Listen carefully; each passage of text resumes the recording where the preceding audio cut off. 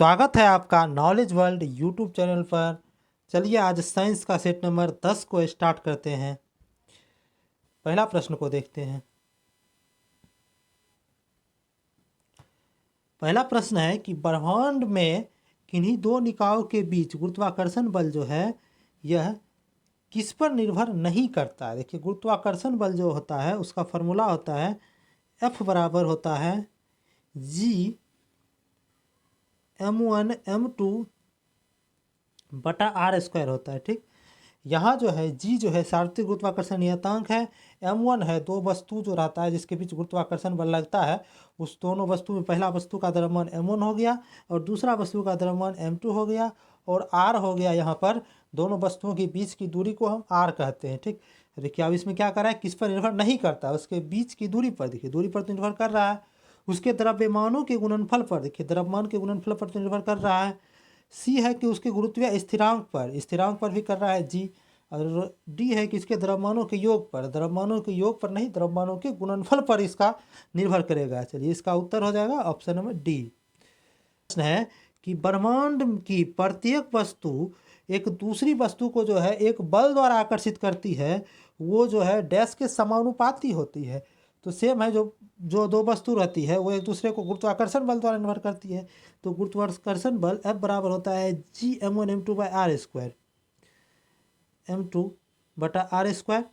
तो ये डैश के समानुपाती होगा, तो समानुपाती है M1 और M2 के गुणनफल के, यानी कि उनके द्रव्यमानों के गुणनफल के समानुपाती होगा, जो कि ऑप्शन नंबर C में दिया हुआ है। अगला प्रश्न है कि रेडियो द्वारा उत्पादित ध्वनि डैश से बढ़ती है। देखिए रेडियो में जो ध्वनि उत्पादित होती है उसको हम बढ़ाते हैं, तो वॉल्यूम जब बढ़ाते हैं तो वो बढ़ जाता है, जिससे कि उसमें आयाम में वृद्धि होती है, तो उसका आयाम बढ़ जाता है, जो कि ध्वनि में क्या करेंगे, आयाम के बढ़ाने से बढ़ जाता है। चलिए ऑप्शन नंबर ए हो जाएगा इसका सही। अगला प्रश्न है कि तरंग चाल, आयाम, तरंगदैर्घ्य और आवृत्ति सभी को क्या कहा जाता है। देखिए जितने भी है ये सब जो है तरंग की विशेषताएं हैं, जो कि ऑप्शन नंबर बी में दिया हुआ है। अगला प्रश्न है कि किस साल में रोमर ने इतिहास में पहली बार प्रकाश की गति को मापा था। प्रकाश की गति को जो है रोमर ने ज्ञात किया था, तो वो कब किया था, तो वो किया था 1676 ईस्वी में। निर्वात में वो प्रकाश का वेग का पता लगाया था, जो कि 3 × 10⁸ मीटर पर सेकेंड होता है, ये बात ये बताया था। तो इसका उत्तर हो जाएगा ऑप्शन नंबर बी 1676 ईस्वी। चलिए अगला प्रश्न है, किसी माध्यम की प्रकाश को परावर्तित करने की क्षमता को इसके डैश द्वारा भी व्यक्त किया जाता है। अगर कोई माध्यम में प्रकाश को परावर्तित कर देता है तो उसको किसके द्वारा व्यक्त किया जाता है, तो ये प्रकाश के घनत्व द्वारा इसको व्यक्त किया जाता है। देखिए अगला प्रश्न है कि प्रकाश की किरण पानी से गिलास तक जाती है तो यह झुकता है, किसकी ओर झुकता है, यानी पानी से गिलास में गया तो ये विरल से क्या गया, सघन में गया है। ये विरल से जब सघन में जाता है कोई भी प्रकाश की किरण, तो वो अभिलंब की ओर मुड़ जाता है और उसका गति क्या होता है, धीमी हो जाता है। ठीक, और जब कोई प्रकाश की किरण सघन से विरल में जाता है तो वो अभिलंब से दूर भागता है और उसका गति क्या हो जाए, तेज हो जाता है। लेकिन यह क्या हुआ है कि यहाँ गया है विरल से सघन की ओर, तो ये सामान्य की ओर जाएगी और धीमा हो जाएगी, यानी अभिलंब की ओर जाएगी और धीमा हो जाएगी। और अभिलंब को ही जो है इंग्लिश में नॉर्मल या सामान्य कहा जाता है, इस अभिलंब को ही समझ, जो कि ऑप्शन नंबर सी में दिया हुआ है कि इलेक्ट्रॉनिक सर्किट में धारा नियंत्रण का प्रयोग प्रायः डैश को परिवर्तित करने के लिए किया जाता है। इलेक्ट्रॉनिक सर्किट में जो धारा नियंत्रण, किसी चीज़ को जब हम नियंत्रण करेंगे तो उसमें हम विरोध ला देंगे तो वह नियंत्रण हो जाएगा।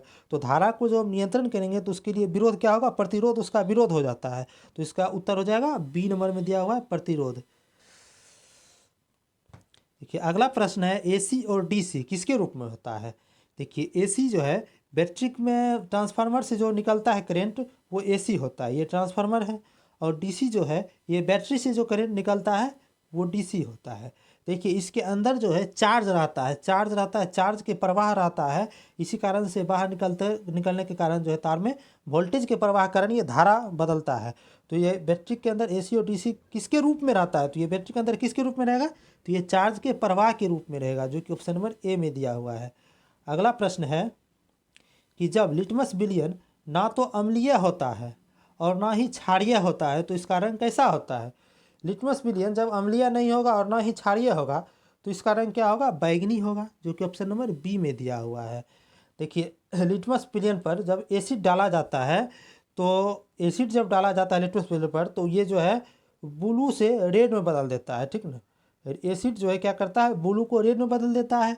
जब लिटमस विलियन पर बेस डाला जाता है यानी कि क्षार को डाला जाता है, तो ये रेड को ब्लू में बदल देता है, ठीक। चलिए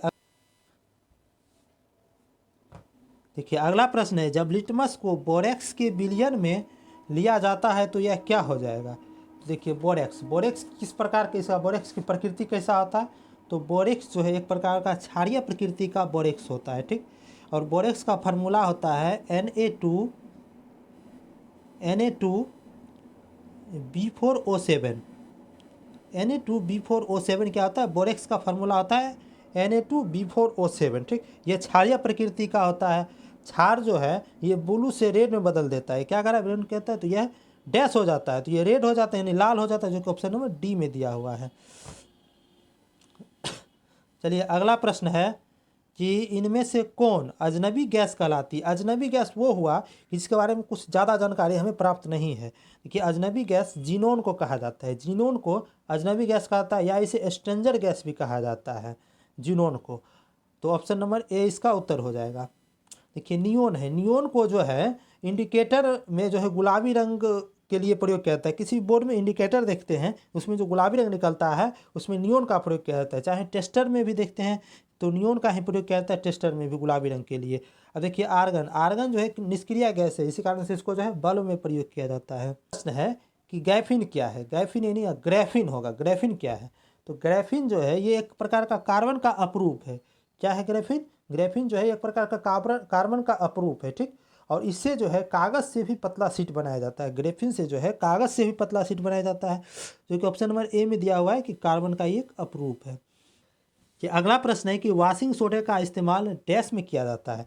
देखिए वाशिंग सोडा का फार्मूला होता है Na2CO3। इसका रासायनिक नाम है कि सोडियम कार्बोनेट वाशिंग सोडा।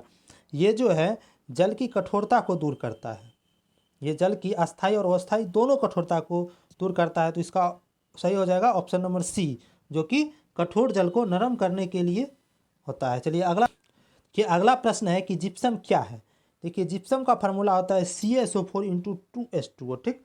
जब जो है प्लास्टर ऑफ पेरिस को जल के साथ अभिक्रिया कराया जाता है तो जिप्सम का निर्माण होता है, ठीक।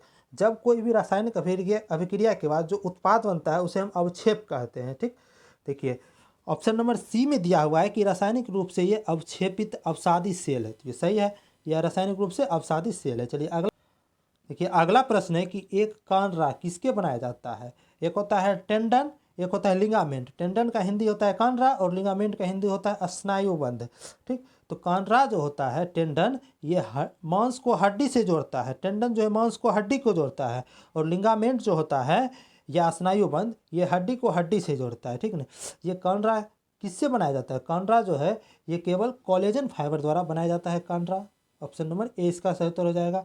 चलिए अगला प्रश्न है डैश हड्डियों को जोड़ता है। देखिए हड्डी को हड्डी से जोड़ेगा तो ये हो जाएगा आपको लिगामेंट। लिगामेंट का हिंदी होता है स्नायुबंध, जो कि ऑप्शन नंबर डी में दिया हुआ है।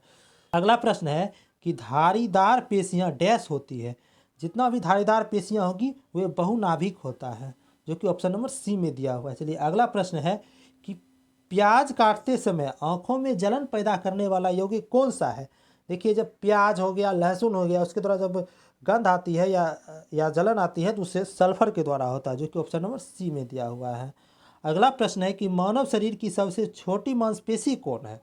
तो मानव शरीर की सबसे छोटी मांसपेशी हो जाएगा स्टेपेडियम। और मानव शरीर के सबसे छोटा अस्थि पूछेगा तो स्टेपिस, जो कि कान का हड्डी है। तो चलिए ये आज का लास्ट प्रश्न था। इस प्रश्न का PDF पाने के लिए हमारे टेलीग्राम चैनल से जुड़ जाएं, जिसका कि लिंक ये वीडियो का डिस्क्रिप्शन में दिया हुआ है तथा वीडियो के कमेंट बॉक्स में भी पिन कर दिया गया है। तथा जो भी दोस्त नए हैं वो चैनल को सब्सक्राइब कर लें और अपने दोस्तों में भी शेयर कर दें। चलिए धन्यवाद।